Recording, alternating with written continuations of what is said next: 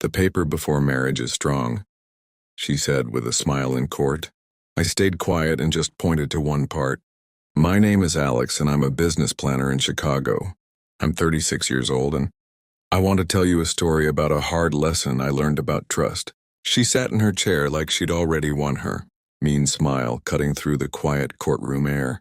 "The prenuptial agreement is solid," she said.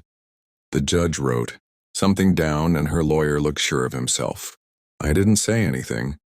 I just pushed a paper across the table, pointed to a part of it and sat back. That's when her lawyer's face went white. His lips moved but no sound came out at first. Then he grabbed her arm and whispered, a feeling of fear breaking through the house, the bank. "Accounts, what did you do?" I remember when her smile wasn't a weapon. "We met at an event years ago." She lit up the whole room. She seemed put together, charming, and out of my league. I felt lucky that she even noticed me. I was just starting my business back then. She called me her hero and said she believed in me. She told me we were a team and I trusted her. For years I worked hard while she enjoyed the nice things. Expensive bags, trips, she said, were for her mental health. And nights out with friends I never met. I told myself this was a good balance. I told myself this was what love looked like until the problems started. It began with late nights and business dinners. She didn't bother to give me an explanation. Her phone was always flipped, face down when I came in. A new perfume smell was in the passenger seat of her car. I didn't confront her, I just watched, listened, and gathered information. The final moment came when I heard her laughing from the bathroom while she thought I was asleep. Her voice was playful and quiet. "Once this is over, the house will be mine. He won't see it coming. He's too soft." That night I didn't sleep by morning. I was not a husband anymore. I was something tougher, colder. She thought the prenup was her shield. She had pushed for it before the wedding, saying it was for our security. In truth, it was her way out, written to help her and hurt me. But she misjudged me. I had secretly changed it months before we got married. While the lawyers were sending papers back and forth, I added a single paragraph.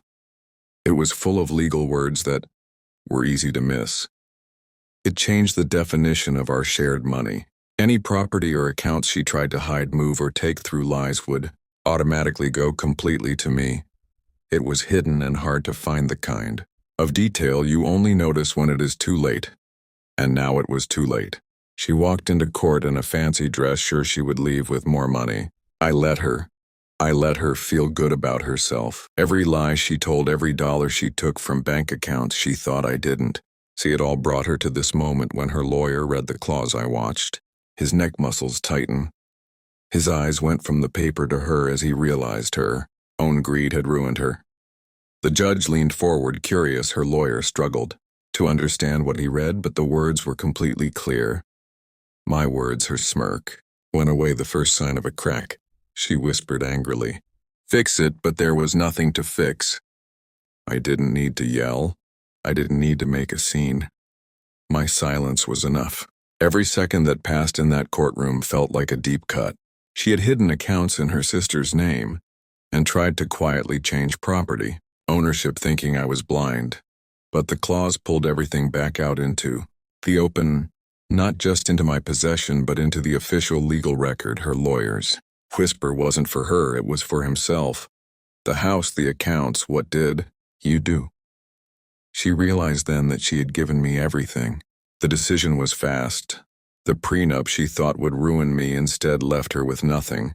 The house went back to me and the empty accounts were refilled.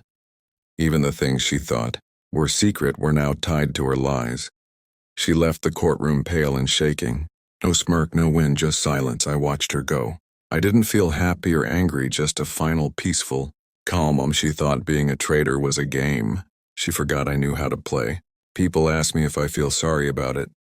No, she wanted a fight.